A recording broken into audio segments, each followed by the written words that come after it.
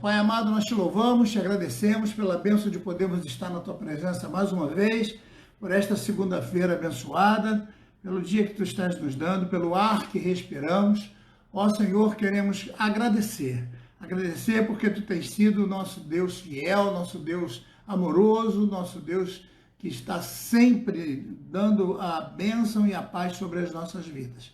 E hoje, quando estamos começando mais uma vez, mais uma live, que a tua presença esteja comigo, que a tua orientação esteja através dessas palavras, que serão também os que vão ouvir, para que a cada palavra minha, o ouvido de cada um esteja ungido para entender na corrente do teu Espírito e a explicação da tua palavra. Te louvamos em nome de Jesus. Amém. Dessas questões que são muito entrelaçadas em relação ao fruto do Espírito. Você percebe que o amor tem muito a ver com o gozo, tem a ver com a paz. Para ter amor tem que ter gozo, para ter paz tem que ter gozo, para ter gozo tem que ter amor. Uma coisa puxa a outra, então é impossível você trabalhar separadamente, tá vendo? Longanimidade, o nome já está dizendo longo ânimo, né? Então é uma palavra mista, composta de duas palavras. Longo, uma coisa que não é curta, não é pequena, não é apertada, não é estreita, é longa, né? E ânimo. Então isso quer dizer uma pessoa que tem um ânimo alongado, uma pessoa que está sempre animada. Eu costumo dizer a respeito de umas amizades que nós temos, que a gente diz assim, fulano está sempre animado. A gente diz, fulano, vamos em tal lugar, ele diz, estou dentro, estou nessa, vamos lá. Vamos fazer não sei o quê? Vamos lá, estou dentro. Está animado? Estou, o que você quer? Vamos lá, vamos fazer. Esse é o tipo de pessoa longânima, que tem a ver com animação. Só que eu estou me referindo aqui às questões materiais, de um passeio, de ir a uma churrascaria, de ir a uma praia, de ir a um lugar comum. Agora, no contexto espiritual, a longanimidade tem que ser tratada no contexto específico das condições espirituais. Então, muita gente tem longanimidade para ir numa festa e ficar a noite toda, por exemplo. A palavra que eu disse é mista e ela tem a ver com firmeza de ânimo, com perseverança. É uma espécie da manifestação do Espírito Santo que faz com que o indivíduo esteja sempre animado, apesar dos pesares.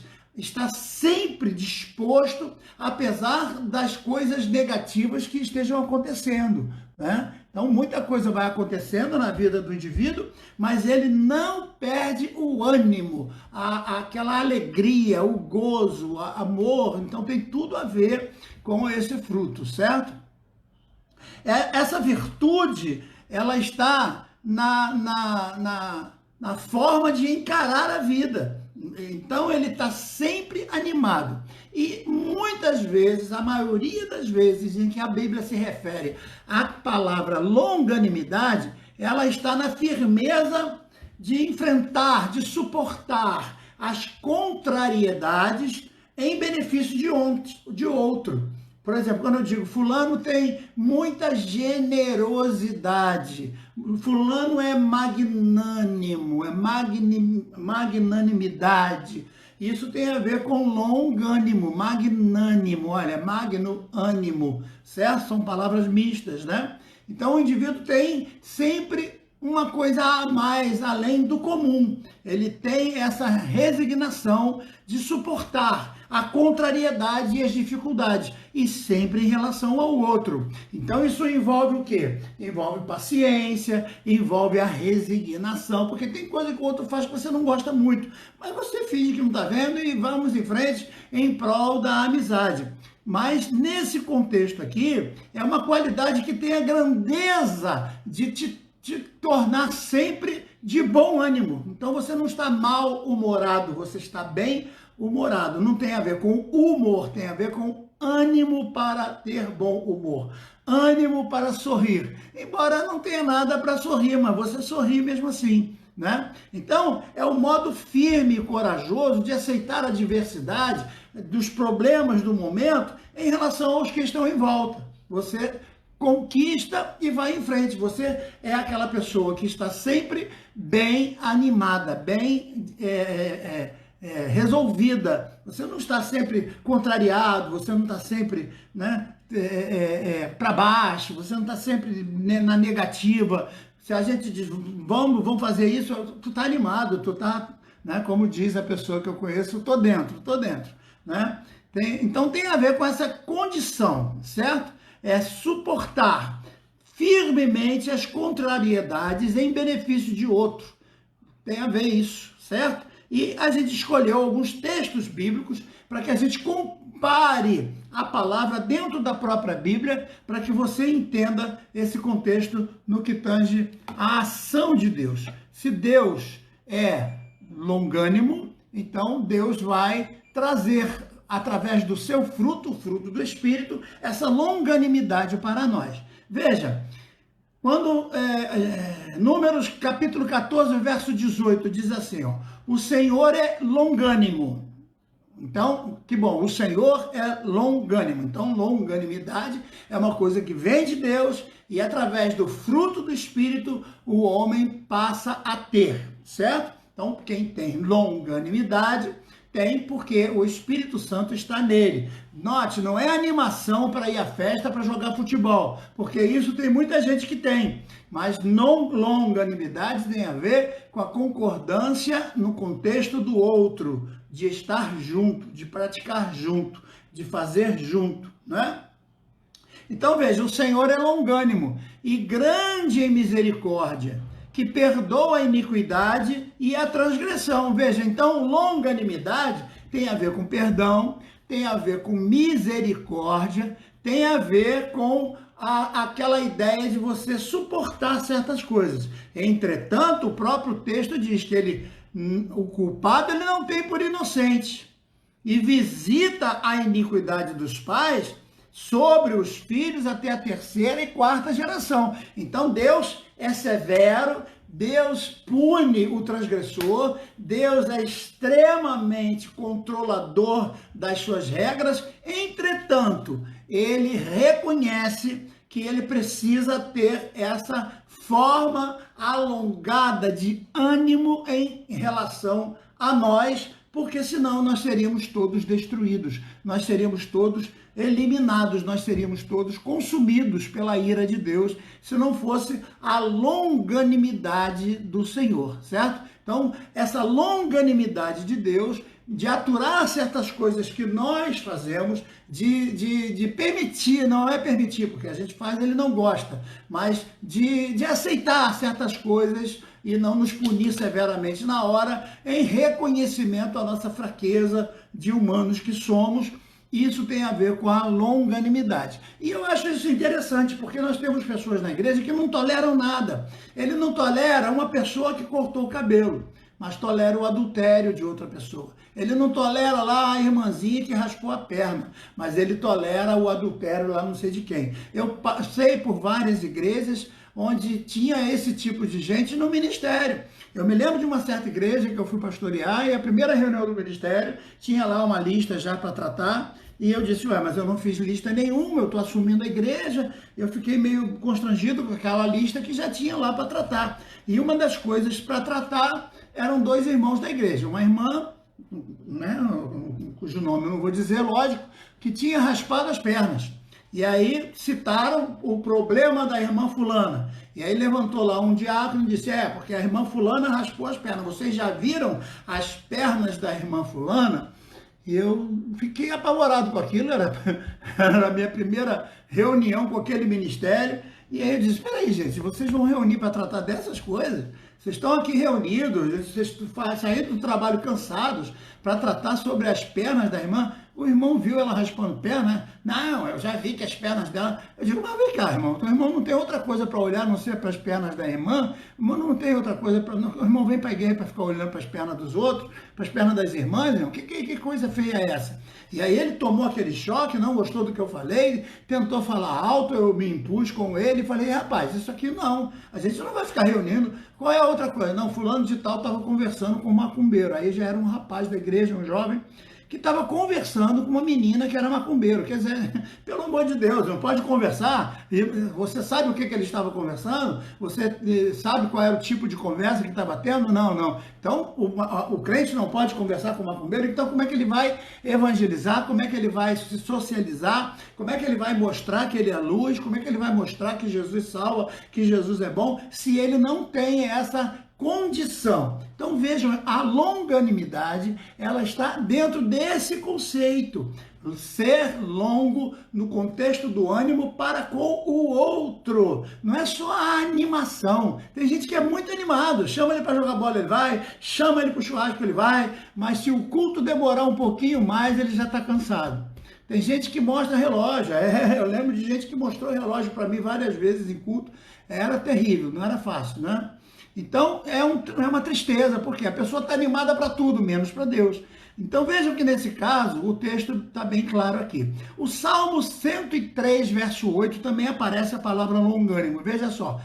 Misericordioso e piedoso é o Senhor, longânimo e grande em benignidade. Então veja que a ação de Deus em relação a nós é longânima. Então Deus tem um ânimo alongado no contexto de paciência, no contexto de aturar algumas coisas. Por quê? Porque ele tem misericórdia, ele tem piedade. Então longanimidade tem a ver com misericórdia, tem a ver com piedade, tem a ver com essas coisas que nós já estamos conversando aqui. Um indivíduo longânimo, longo ânimo, não quer só dizer, como eu já falei, uma pessoa animada, né? Pode ser animada para várias coisas, mas não é animada para Deus, tá certo? Provérbios 14, verso 29, ó.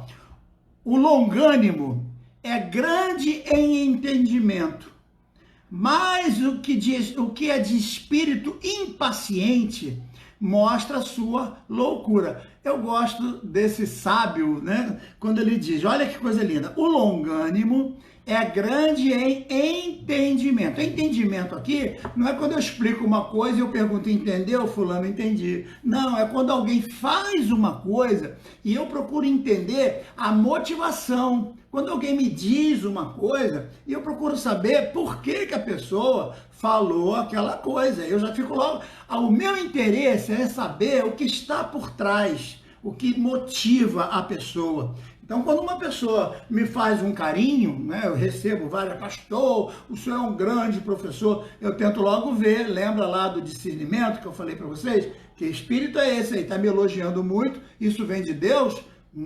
Ou vem de, né? Muitos elogios vêm do diabo, vocês sabem disso.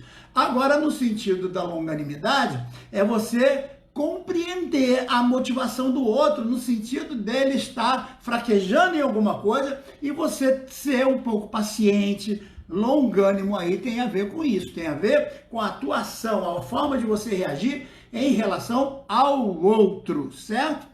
Tá bom? Então não é simplesmente usar a palavra ânimo no sentido de ser longo, então eu sou um cara muito animado, eu sou longânimo. Não, não. Você pode ser muito animado, mas não ser longânimo no sentido bíblico, tá certo? Olha ainda Provérbios 15, verso 18.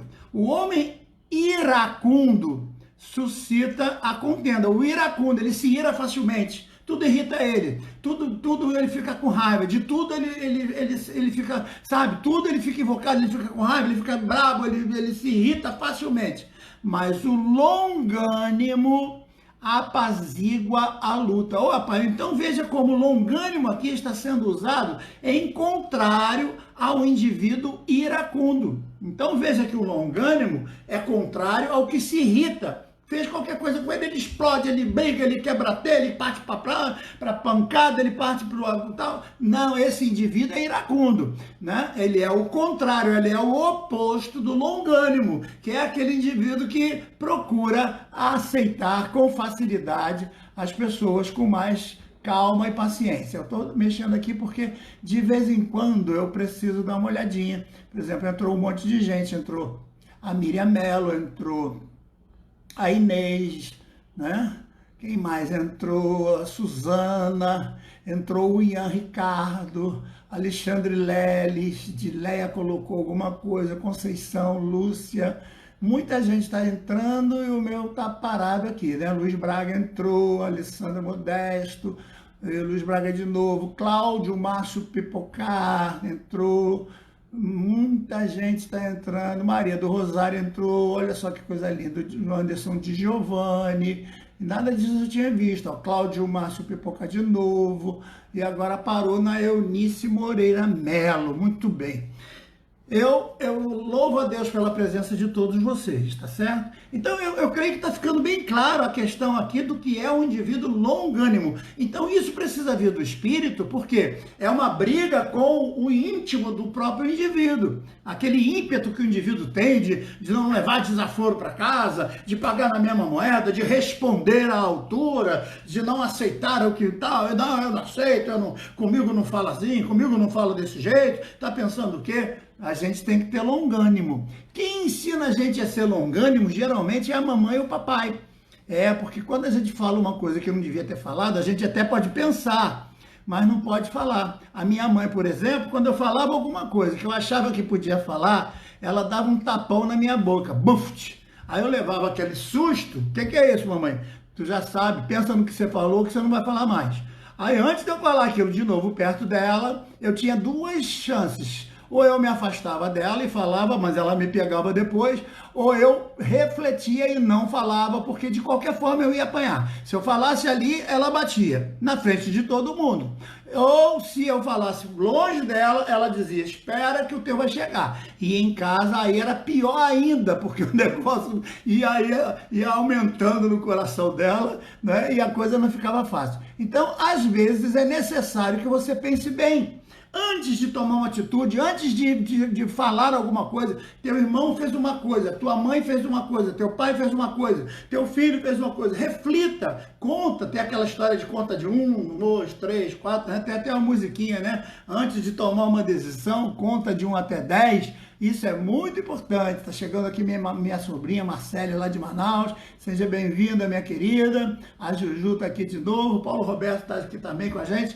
Sejam todos bem-vindos. Então vejam que a palavra longanimidade, ela precisa muito estar no nosso coração. Talvez seja uma das mais importantes. A gente acha que o amor é importante? Lógico que o amor é importante. O amor tem que estar em todo o contexto, tem que dominar o nosso corpo, porque é por amor que a gente é longânimo. É por amar a pessoa que a gente não joga logo um tijolo na cabeça, porque a vontade, às vezes, é torcer o pescoço, mas você tem que dizer, Senhor, me dá longanimidade, né? A longanimidade é, então, um gomo do fruto do Espírito. Você tem que saber ter autocontrole, que tem a ver com temperança. A gente vai falar da temperança depois.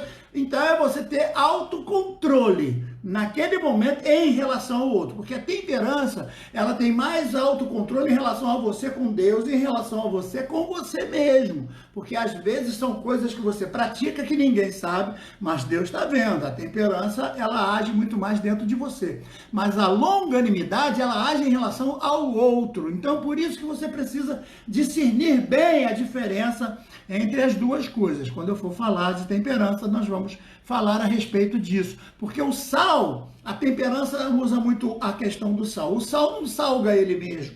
O sal não tem nenhum valor para o próprio sal, não é? O sal salga os outros. Então é importante que a gente tenha esse conhecimento de que a nossa vida, ela está dentro de uma sociedade e nós precisamos conviver com ela. A célula máter é a família. Se eu não convivo bem com o pai, com a mãe, já pensou? Um cara que se diz servo de Deus e não tem respeito pelo pai. Ah, meu pai é isso, meu pai é aquilo, Teu pai pode ser o diabo, mas você é filho dele. Ele é teu pai. Quer você queira, quer não, ele é teu pai, você saiu dele e você deve respeito a ele porque faz parte do mandamento, honrar a pai e mãe. Não diz nada em relação ao temperamento, ao comportamento, ao caráter do pai ou da mãe, não, mas diz que você tem que respeitar. Então, esse texto, ele fala também a você, essa expressão longanimidade tem a ver com respeito, tem a ver com essa submissão que nós devemos aos nossos superiores, principalmente no contexto de se submeter em contextos onde a gente tem que respeitar o outro, certo? Então vamos em frente, porque nós temos texto mais para a gente continuar a ler. Olha só, ainda o escritor, ainda nos Provérbios, capítulo 16, o versículo o 32, o provérbio 32, diz assim, ó, melhor é o que tarda em irar-se, tardar em irar é longanimidade, tá certo? Então o texto diz assim, melhor é o que tarda em irar-se do que o poderoso, e o que controla o seu ânimo, longânimo, do que o que toma toda uma cidade. Então veja, tardar-se em irar, ser longânimo, é melhor do que ser todo poderoso. Ah, todo mundo aplaude o poderoso, mas às vezes ele não tem respeito por ninguém. Todo mundo aplaude o que toma toda a cidade, ele é o todo poderoso, mas às vezes ele não controla o próprio ânimo e ele ultrapassa os limites da sua autoridade. Passa a ser autoritarismo, que a gente está vendo aí por parte da polícia, em alguns lugares, em algumas cidades, fazendo com os cidadãos, né? Pobre cidadão, às vezes uma pessoa idosa está na rua e é maltratada pela polícia, isso é uma calamidade, isso é uma coisa feia, uma coisa indigna. A polícia militar não tem essa capacidade, ela não tem essa autoridade. Nós não estamos num país totalitarista, onde o exército tem o poder de fazer o que bem entende, não é bem assim, nosso país é um país democrata, mas deixa para lá essa questão de política, não vamos nos meter muito nisso não. Não adianta você ser aplaudido como aquele que conquistou a cidade. Se você conquistou a cidade ultrapassando os limites do respeito, ultrapassando os limites sem se controlar, se irando, mandando machucar as pessoas, até torturando até as pessoas, como nos países comunistas, as pessoas estão sendo torturadas para negar Jesus, veja, então isso aí não tem nada a ver com longânimo, pelo amor de Deus, isso é o contrário. Agora Eclesiastes, a gente vai deixar Provérbios, a gente já falou de Salmo, Eclesiastes tem um texto lindo que eu quero que você leia, que está no capítulo 7, versículo 8. Aí ele diz assim, ó, melhor é o fim das coisas do que o princípio. Eu não sei se você concorda comigo, mas eu gosto muito do exemplo do picolé. Quando um picolé é saboroso, a primeira coisa que você faz é dar logo uma mordida, não é verdade? Pensa só, tenta lembrar como é a tua atitude quando um doce é gostoso. Deram para você um doce, deram para você um bolo gostoso. O primeiro pedaço que você põe na boca é sempre maior. Se o negócio for meio bom, meio ruim, você come logo. Mas se o negócio for muito gostoso, você vai pegando pedacinho por pedacinho, vai lambendo bem devagarzinho, porque você vai economizando. E quando está chegando no final, aí é que você pega pouquinho mesmo. Por quê? Porque o finalzinho está muito mais gostoso e você queria que aquilo prolongasse, você queria que aquilo aumentasse, que aquilo durasse mais. Então você gosta muito mais desse fim das coisas. Por isso que Paulo está dizendo, por isso que o grande sábio está dizendo que o fim das coisas é sempre melhor do que o princípio. Aí ele diz assim, ó, melhor é um paciente de espírito, olha a palavra paciente de espírito, é longânimo aqui, só que a tradução colocou paciente de espírito, é a mesma coisa lá, controlar o ânimo, que seria longânimo, tardio, irar-se, é longânimo, paciente de espírito aqui é longânimo, do que o ativo de espírito. Então, o que é paciente de espírito, esse espírito é a carne, esse espírito é o contexto da humanidade, então, aquele que tem intrépido, aquele que é logo alvoroçado, agressivo, parte logo para falar o que pensa, esse não é longânimo, esse é o ativo de espírito. Mas é melhor ser paciente, refletir. Tem um ditado que diz que até o tolo com a boca fechada é sábio. Então, às vezes, até para falar, a gente tem que pensar primeiro, porque senão você fala e acaba machucando. Agora a gente está na época do WhatsApp. E não tem uma coisa que mais machuca do que palavras com intenções diferentes. Então, eu fico preocupado, às vezes, com a intenção da pessoa que escreve alguma coisa. Eu sempre pergunto, o que você quer dizer com isso? Eu não estou entendendo. Onde você quer chegar? Eu não estou entendendo. Porque a letra é seca, a letra é muito pura, a letra é muito fria, muito, sabe? E às vezes a gente não tem essa essência dentro da letra. Então é melhor você compreender primeiro. Então, o fim das coisas é melhor? Vocês concordam com isso? Tem alguém que possa ter um testemunho a respeito disso? Concorda com isso, que o fim das coisas é melhor? Então é importante que a gente espere com paciência para não ser atrevido e não ser ultrapassar o limite da educação, principalmente. E o último texto que eu separei está na segunda carta de Pedro. A carta de Pedro, é bom a gente aprender. Quando a carta foi escrita por alguém, a gente diz que é de. Então, por exemplo, a primeira de Timóteo, a primeira de Paulo aos Coríntios, a primeira de Pedro, a primeira... Agora, quando a carta é de alguém para alguém, o nome está com o nome de quem, para quem foi, no caso de Timóteo, então a primeira a Timóteo, a segunda a Timóteo, a primeira de João, a segunda de João, a terceira de João. Agora, quando é livro, não é carta, então, primeiro livro das crônicas, primeiro Samuel, segundo Samuel, primeiro crônicas, segundo, embora crônica seja uma palavra feminina, mas o primeiro livro, então, primeiro livro das crônicas, segundo masculino, livro das crônicas, estamos estudando, então é bom a gente falar isso. Então, quando eu digo segunda de Pedro, porque foi Pedro que escreveu, de Pedro. Se tivesse sido Paulo para Pedro, então segunda de Paulo a Pedro, segunda de Timóteo, segunda de Paulo a Timóteo, primeira de Paulo a Tito, né? Carta de Paulo a Tito. Então é importante, a carta é feminina, o livro, primeiro Reis, segundo Reis, tá certo? Profeta Samuel, então não é primeira, aliás, não tem, no caso dos profetas não tem primeira e segunda. Tá certo aqui? Então, segunda, no caso de Pedro, terceira, 3, verso 9. O Senhor não retarda a sua promessa, ainda que alguém o tenha por tardia, mas é longânimo para conosco, não querendo que alguns se percam, senão que todos venham a arrepender-se. Olha que texto fantástico e tem tudo a ver conosco hoje.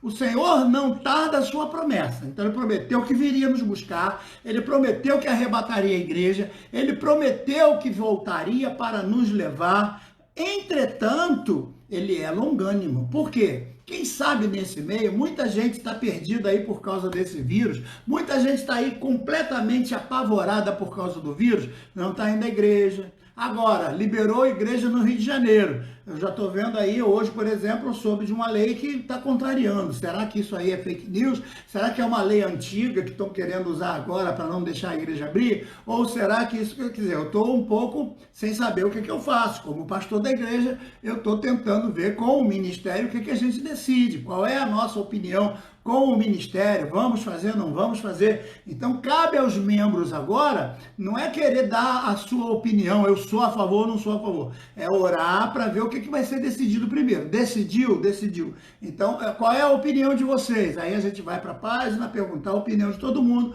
e aí todos podem dar as suas opiniões. Por enquanto, a gente ainda está discutindo no ministério, e nem o ministério todo já deu sua opinião ainda, porque a gente não está tendo como fazer. Hoje eu ia fazer uma reunião de ministério online, mas a gente tem a live, então eu preferi fazer a live. Então tá difícil de nós tomarmos certas decisões baseados no fato de nós estarmos restritos às regras, às leis.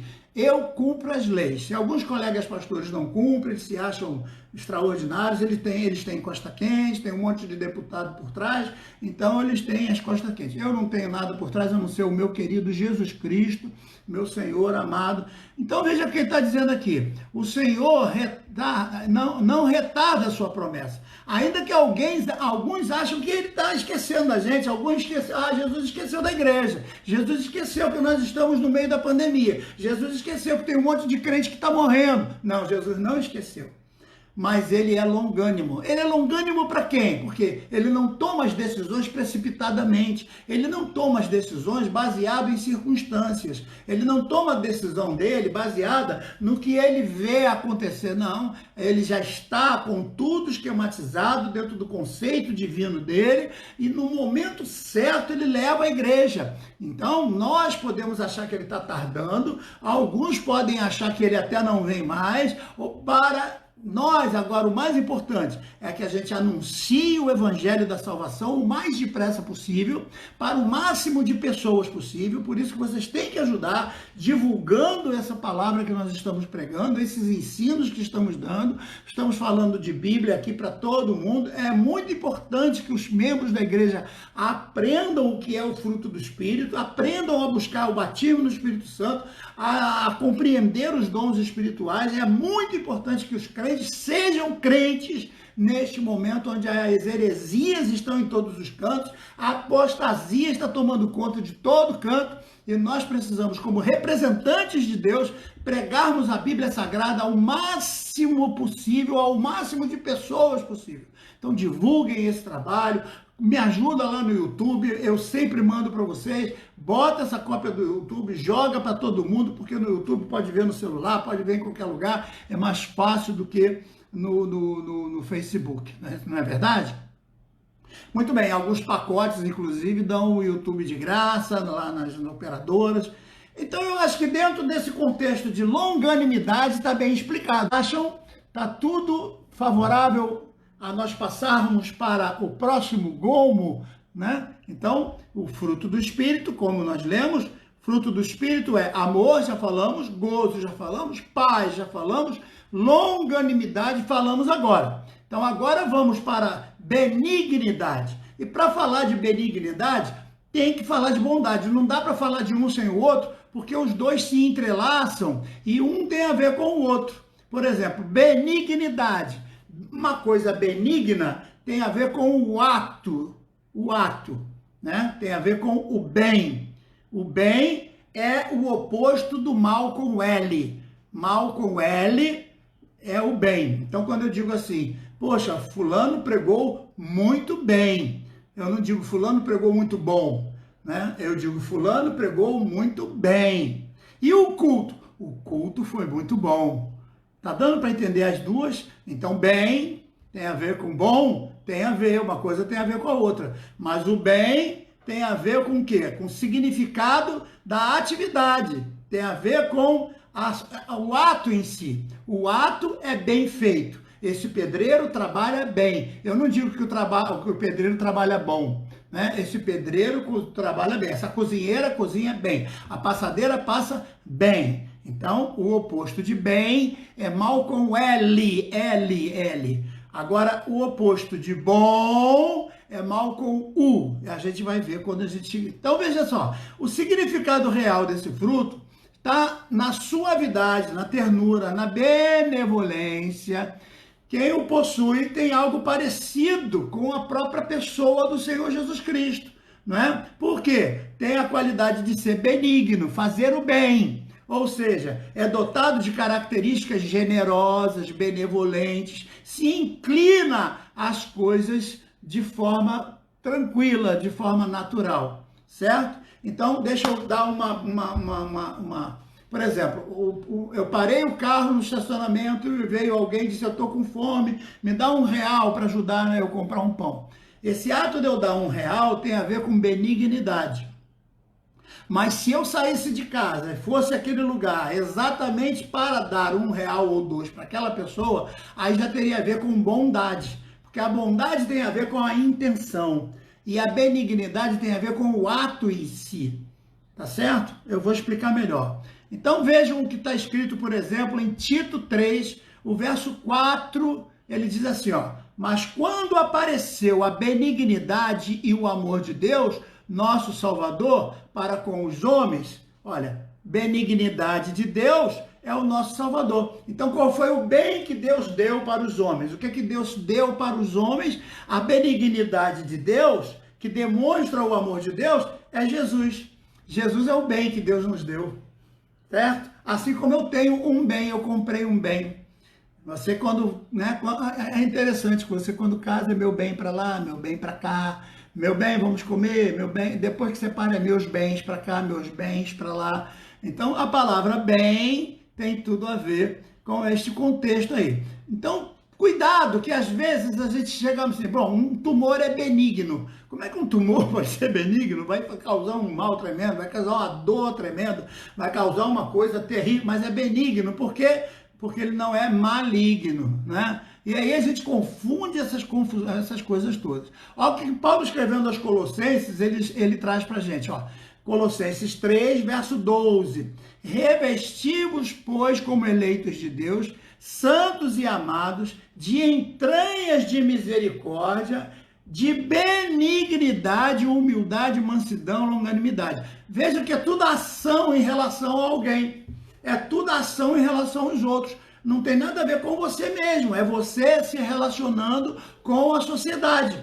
Então, tudo isso aqui tem a ver com o que você faz em relação aos eleitos. Olha, revesti-vos, pois, como eleitos de Deus, santos e amados, de entranhas de misericórdia, benignidade, humanidade, mansidão, longanimidade. Então, tudo isso tem a ver com o teu comportamento com os outros. Se está faltando um pouco da longanimidade, por certo vai faltar também da benignidade, porque tem muita gente que sabe fazer o bem, mas não faz. Tem muita gente que sabe tocar, mas não toca. Tem muita gente que sabe cantar, mas não canta. Tem muita gente que sabe fazer as coisas, mas não faz, né? Por quê? Porque às vezes quer ganhar, às vezes quer lucro, às vezes não concorda, então não quer se dispor a fazer, tá certo? Aí, quando o indivíduo não quer fazer o bem que ele sabe fazer, ele demonstra que ele não é uma pessoa boa, ele não é bom. Não há bondade no coração dela. Porque ele sabe fazer o bem e não faz, então não há bondade no coração dela. Então, benignidade tem a ver com a ação, tem a ver com aquilo que você faz. Bondade tem a ver com a motivação, tem a ver com o porquê do que você faz, tá certo? Então, é importante você entender esses dois contextos, tá certo? Vamos em frente. Eu falei agora, vamos falar de Efésios 2, verso 7, olha. Para mostrar nos séculos vindouros as abundantes riquezas da sua graça pela sua benignidade. Riquezas da graça pela sua benignidade. Então Deus foi benigno nos dando Jesus como graça e nos dando outras coisas mais que tem a ver com tudo que acompanha a graça, todo o pacote que acompanha a graça, e isso vai se manifestar nos tempos vindouros, quando recebermos todas essas benignidades do Senhor. Há um salmo que eu gosto muito e ele define bem o que é benignidade. Por exemplo, é o Salmo 136. 136, o Salmo todo, diz assim, ó, louvai ao Senhor, porque Ele é bom, porque a sua benignidade dura para sempre. Então, a essência de Deus é ser bom. Deus é bom. A gente vai ler daqui a pouco, quando alguém chamou Jesus de bom, Jesus disse, não, bom é o Pai que me mandou, a bondade vem dele, eu só estou aqui como um bem que Ele mandou para vocês, mas Ele é o bom. O bom é Ele que mandou, Ele que está dando a ordem. Eu só posso estar aqui porque Ele mandou. Então, se eu digo, fulano, eu lembro de uma vez que eu estava numa determinada igreja e eu fiz uma cirurgia, permita aqui só um minuto. E aí eu coloquei um determinado obreiro para levar a ceia nas casas. E aí, depois de muito tempo, eu descobri que as pessoas estavam indignadas. Porque esse indivíduo, ele chegava na casa e dizia, ô fulano, eu fiquei com tristeza de saber que você estava aqui abandonado, é obrigação do pastor estar aqui, mas ele não veio trazer a ceia, então eu estou aqui para trazer a ceia do Senhor para você, vamos participar da ceia. Ora, só em falar isso, a pessoa ficava indignada, poxa, o pastor não veio, o pastor tinha que estar aqui. Ele não dizia que eu tinha feito cirurgia, ele não dizia que eu estava de cama, ele não dizia que fui eu que pedi para ele estar lá, se ele estava lá era porque eu estava dando autoridade para ele dar a ceia. Como hoje, por exemplo, nós temos missionária Valéria, por exemplo, que leva a ceia às irmãs doentes. Então, se as irmãs doentes recebem a visita da missionária Valéria e de suas acompanhantes, do seu grupo, que é o grupo de visitas e da ceia e tal, se essa missionária está indo nas casas, está indo com autoridade pastoral, ela está representando, é um braço do pastor, ela está representando o pastor. Mas se ela chegar na casa dos outros e dizer, o pastor não veio porque eu não quis, ele está muito ocupado, então eu vi porque eu estou com peninha de você, caramba, ela está falando uma bobagem, né? Era o que esse camarada fazia. Ele jogava a igreja contra mim, porque, infelizmente, ele não reconhecia que o ato de comandar, a bondade partia de quem manda. Então, no caso de Jesus, ele não aceitou ser chamado de bom, porque bom foi Deus que permitiu ele vir né? Ele era um bem dado por Deus para nós, pela bondade de Deus, porque Deus é sempre bom. Então, louvai ao Senhor porque Ele é bom. Voltando para o Salmo 136. Aí sim, porque a sua benignidade dura para sempre. Ele está sempre fazendo coisas maravilhosas para nós. Louvai ao Deus dos deuses, porque a sua benignidade dura para sempre. Louvai ao Senhor dos senhores, porque a sua benignidade dura para sempre. Aquele que faz maravilhas, porque a sua benignidade dura para sempre. Aquele que por entendimento fez os céus, porque a sua benignidade é para sempre. Aquele que estendeu a terra sobre as águas, porque a sua benignidade é para sempre. Aquele que fez os grandes luminares, porque a sua benignidade dura para sempre. O sol para governar o dia, porque a sua benignidade dura para sempre. A lua e as estrelas para presidirem a noite, porque a sua benignidade dura para sempre. E feriu os egípcios nos seus primogênitos, porque a sua benignidade dura para sempre. E tirou Israel do meio deles, porque a sua benignidade dura para sempre. Com mão forte e com braço estendido, porque a sua benignidade dura para sempre. Aquele que dividiu o mar vermelho em duas partes, porque a sua benignidade dura para frente e para sempre. E fez passar Israel no meio deles, porque a sua benignidade dura para sempre. E derrubou a Faraó e os seus carros dos exércitos no meio do mar vermelho, porque a sua benignidade dura para sempre. Aquele que guiou o povo pelo deserto, porque a sua benignidade dura para sempre. Aquele que feriu os grandes reis, porque a sua benignidade dura para sempre. Aquele que matou os famosos reis, porque a sua benignidade dura para sempre. Aquele que matou a Sion e ao rei dos amorreus, porque a sua benignidade dura para sempre. A Og, rei de Barzã, porque a sua benignidade dura para sempre. E deu a terra deles por herança a Israel, porque a sua benignidade dura para sempre. O mesmo em herança de Israel deu aos seus servos, porque a sua benignidade dura para sempre. Lembrou da nossa baixeza, porque a sua benignidade dura para sempre. E nos remiu de todos os inimigos, porque a sua benignidade dura para sempre. E que dá mantimento e toda a carne que precisamos, porque a sua benignidade dura para sempre. Louvai ao Deus dos céus, porque a sua benignidade dura para sempre. Estão percebendo que benignidade tem a ver com ação? Benignidade tem a ver com aquilo que a pessoa faz. Então, a benignidade de Deus dura para sempre, porque Ele sempre faz. Ele faz coisas maravilhosas por nós. E Ele faz, o ato de fazer tem a ver com a benignidade. O que motiva essa benignidade é o fato de Deus ser bom. Deus é sempre bom. Deus é bom o tempo todo Deus é bom. Diga comigo, escreva aí se você quiser. Deus é bom o tempo todo Deus é bom. E como Ele é bom, o que parte dele para nós são coisas sempre benignas, nunca malignas. Então, se um tumor é benigno, isso quer dizer que você não vai morrer. Você pode retirar ele fora. Ele está te causando dor, mas ele não vai te matar. Já um tumor maligno, ele se enraiza, ainda que você tire ele, mas ficam sequelas, ficam raízes que podem aparecer daqui a algum tempo, porque ele é maligno. Tá entendendo a diferença do contexto aí? Então, qual é a diferença do bem? O bem é o mal com L. E a diferença do mal com U é o bom. Deus é bom, então o contrário de Deus que é bom é o mal com U. O mal com U vem sempre do contrário a Deus que é bom, certo? Agora, nem sempre uma benignidade vem de uma pessoa boa. É isso que a gente tem que entender. Todo indivíduo bom, ele pratica benignidade, mas nem sempre um ato benigno tem a ver com bondade.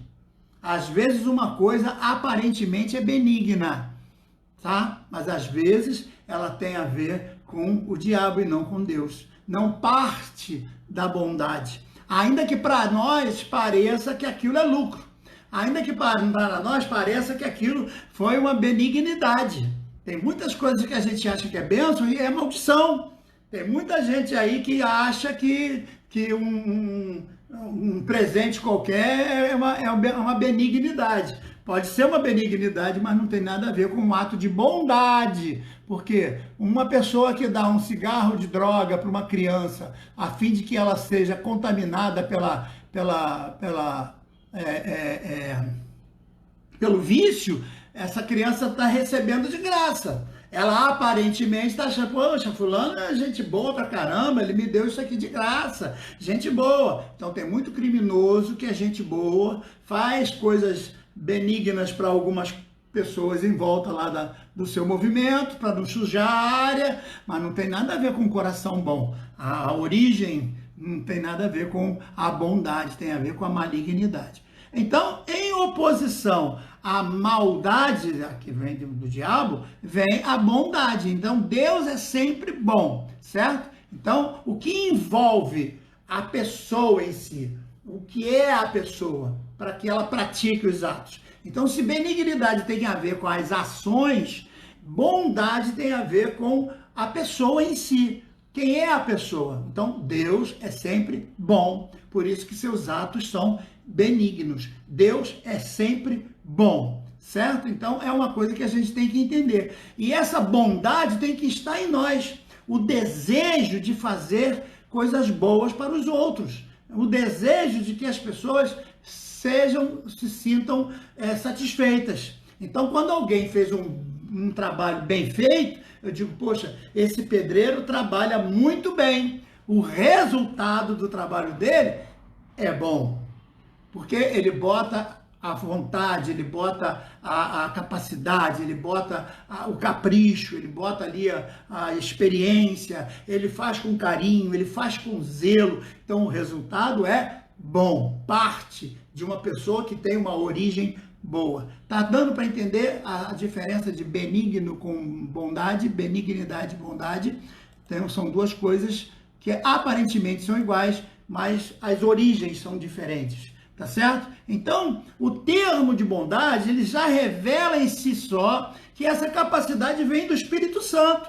Por isso que tem a ver com aquilo que falou Jesus às pessoas. Vamos ler, né, nesse contexto aí de uma pessoa pode ser benigna sem ser boa? Pode. Mas uma pessoa pode ser boa e ao mesmo tempo ser maligna? Não, ela não consegue. Ela não consegue pagar mal com mal. Ela não consegue fazer aos outros aquilo que fizeram com ela. Porque se ela for boa, ela não paga com a mesma moeda. Um coração bom não tem nada a ver com... Por isso que bondade tem a ver com amor, tem a ver com a caridade, tem a ver com aquele que não suspeita mal, não folga em ciúmes, tem a ver com tudo isso. É importante você entender isso, que às vezes tem muita gente cantando louvores na igreja, falando língua estranha, fazendo estardalhaço na igreja, mas o coração está cheio de malignidade. O coração está cheio de coisas, faz as coisas com segundas intenções, dá com a mão para puxar com a outra. Tem gente aí que está usando o dízimo para negociar postura na igreja, posição, cargo e não sei mais o que. É uma coisa triste, uma coisa nojenta, suja, podre, fedorenta, que a gente está vendo dentro de muitas igrejas. Por isso que nós estamos aqui, para falar que isso não é bíblico, isso é contra a palavra de Deus. O indivíduo não pode deixar essas coisas estarem no coração deles, eles têm que lutar contra isso, eles têm que resistir a esses pensamentos maus, esses desejos maus, essas coisas más. Mas tem gente que acha que desejo mau é só impureza, lascívia, tem a ver com... Não, tem a ver com esses desejos, às vezes, desejo de grandeza, a vaidade, o orgulho, a arrogância, a presunção e tantas outras coisas, não é? Tantas outras coisas que te deixam completamente à mercê do diabo, tá certo? Então, olha o que o texto diz, Mateus 3, verso 10. Também agora está posto um machado na raiz da árvore. Toda a árvore, pois, que não produz fruto bom, é cortada e lançada no fogo. Você é uma árvore. Como é que estão os frutos que você está produzindo? O que sai de você tem que ser bondade.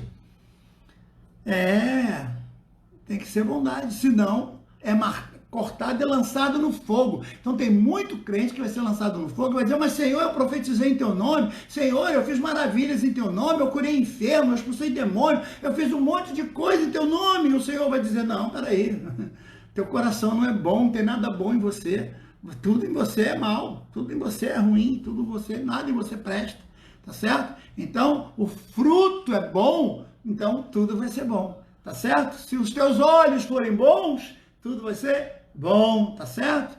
Muito bem, glória a Jesus. Glória a Jesus. Vamos lá, Mateus 12, verso 35, diz assim, ó.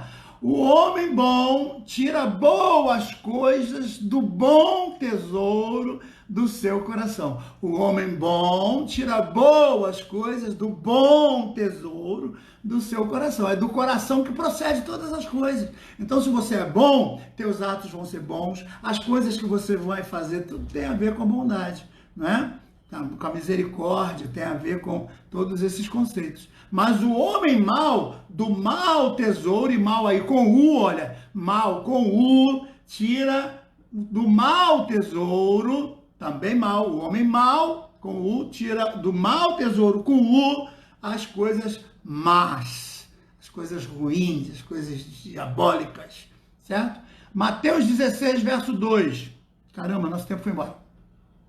Mateus 16, verso 2. Mas ele respondendo disse-lhes, quando é chegada a tarde, dizeis, haverá bom tempo. Bom tempo. Por que o tempo é bom? Porque o tempo é bom, hein? O tempo faz algum bem? Porque a chuva faz bem. O sol faz bem. Mas quando eu digo que o tempo está bom, é por quê? Porque vai dar para eu trabalhar? Vai dar para eu fazer o que eu pretendo fazer? Então, não está, o céu não está, né, rubro, não está encoberto, não está tenebroso. Então o tempo está bom, está garantindo que eu posso trabalhar, que eu posso andar, que eu posso ir e voltar com garantia. As coisas boas nos trazem segurança. E o último texto que eu deixei para a gente ler está exatamente em Mateus 19, verso 17. E ele lhes disse, por que me chamas bom? Quando todo mundo disse, esse homem é muito bom. Por que me chamas bom? Não há bom, senão um só, que é Deus. Se queres, porém, entrar na vida, guarda os mandamentos. Guarda os mandamentos. Então, bom é Deus. E o que vem de Deus é bom. Se você tem no seu coração coisas que são más, então você não tem nada de Deus. Pode falar em língua estranha, pregar, ser conhecido, cantar, ganhar dinheiro pra caramba, certo? Vender, ceder, até dar chutar com os pés, mas não tem nada a ver de Deus. Porque árvore boa dá fruto bom. E você não pode confundir as coisas, tá certo? Então tá bem claro aqui, o próprio Jesus não quis o título de bom. Ele disse, bom é o Pai que me chamou. Bom foi Ele que mandou, Ele que me mandou. Eu tô aqui como um bem dele. Ele mandou em forma de bem para vocês. Mas, né, Ele é o bom. O bom é Ele, certo? Então, Jesus é bom o tempo todo. Você pode dizer isso aí? Jesus é bom o tempo todo? Hein? Como Deus é bom, né? Oh, que maravilha é ter o Deus que nós temos. Deus bom. Ninguém é bom. Todos os deuses do passado pediam sacrifícios terríveis. Sacrifícios humanos. Sacrifícios de pessoas, de filhos, de crianças queimadas no fogo. O nosso Deus, não. Em vez dele pedir um sacrifício, ele manda o seu próprio filho como sacrifício para nós. Veja, em vez de nos pedir alguma coisa, ele nos dá. Basta aceitar o que ele está nos dando. É tão fácil que os homens complicam. É tão fácil que as pessoas não entendem como é tão fácil. É fácil, basta aceitar. Basta dizer, eu quero. Opa, é gostoso, é coisa boa. É bom, eu quero. O que é bom, eu quero. É simples, é tão fácil. Então você que está me ouvindo hoje, cuidado com essa questão. Cuidado, não perca tempo. Vigie a si mesmo. Está faltando longanimidade em você? Está faltando benignidade? Está faltando bondade? Está faltando Deus. Você precisa de conserto. Você precisa de Jesus. Você precisa orar a Deus agora, nesse momento. Então, dobra o joelho aí onde você está, na sua casa, onde você possa dobrar o joelho. Se não pode, feche os teus olhos. Se você não estiver dirigindo, de repente você está vendo aí essa live em alguma forma, aí, de algum jeito. Mas se você está em condições de fechar os olhos, peça a Deus agora a sua misericórdia, peça a Deus agora a sua grandeza sobre nós, peça a Deus que nos dê as suas maravilhas, peça a Deus que tenha compaixão do nosso Brasil, tenha compaixão da igreja, nessa confusão agora, vai abrir, vai fechar, e tanta confusão que está acontecendo, a gente doido para rever uns aos outros, mas não pode, e a lei já está dizendo certas coisas que já estão contrariando, e já tem aí juiz mandando. O Brasil está uma bagunça que só o diabo, talvez nem o diabo entenda o Brasil. Eu acho que nem o diabo está entendendo o que está acontecendo com o Brasil. Então vejam, meus irmãos, é nesse clima que nós estamos tentando mostrar que Jesus é a solução, que Jesus é o único suficiente Salvador para a nossa vida e para a tua vida também. Então fecha os teus olhos, vamos orar. Pai amado,